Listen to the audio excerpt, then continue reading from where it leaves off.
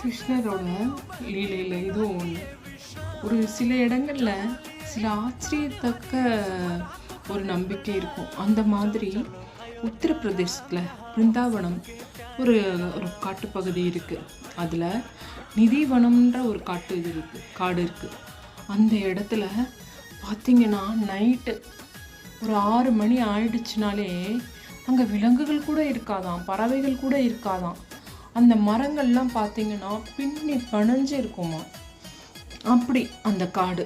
அதில் ஒரு அதிசயம், அந்த நைட்டு யாருமே, மனிதர்கள் மட்டும் இல்லை, ஒரு பறவையோ ஒரு விலங்கோ குரங்குகளோ எதுவுமே கூட அந்த நேரத்துக்கு இருக்காதான்.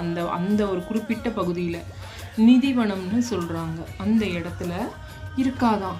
ஏன்னா அப்படி ஒரு நம்பிக்கை அவங்களுக்கு.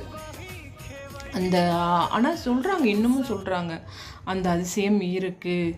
அதை யாராவது மறைஞ்சு நின்று என்ன நடக்குதுன்னு பார்த்தாங்கன்னா அவங்க புத்தி பேதலிச்சு போயிடுறாங்களாம். அவங்களுக்கு என்ன நடக்குதுன்னே தெரியாதாம். சுய உணர்வே இல்லாமல் வந்துடுவாங்களாம். அப்படி யாராவது தெரியாமல் அங்கே என்ன நடக்குதுன்னு பார்க்கலான்னு போனால் அவங்க அதுக்கப்புறம் புத்தி பேதலிச்சு போயிடுவாங்க. இப்படியெல்லாம் சொல்கிறாங்க.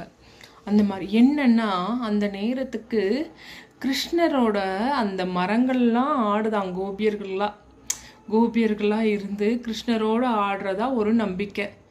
அதனால் அந்த நேரத்துக்கு அந்த இடத்துக்கு யாரும் போகக்கூடாது அப்படின்றது ஒரு சொல்கிறாங்க. நிறைய பேர் சொல்கிறாங்க. இது ஒரு நம்பிக்கை வழியாக வந்துட்டுருக்கு. இப்போ கூட அந்த இடத்துல ஒரு ரங் மஹால்னு ஒன்று இருக்குது, ஒரு கோவிலில்.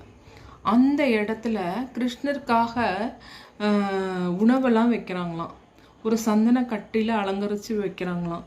மார்னிங் போயிட்டு அந்த இடத்த திறந்து பார்த்தா அந்த கட்டியில் எல்லாம் களைஞ்சிருக்கிறது தெரியறதான், அந்த உணவு சாப்பிட்டு இருக்கிறது தெரியறதான். இந்த மாதிரி எவ்வளோ மெய் சிலிர்க்க வைக்குது இல்லையா. மரங்களெல்லாம் கோபியர்கள்லாம் ஆகி நடனம் ஆடுறாங்களாம் கிருஷ்ணரோட.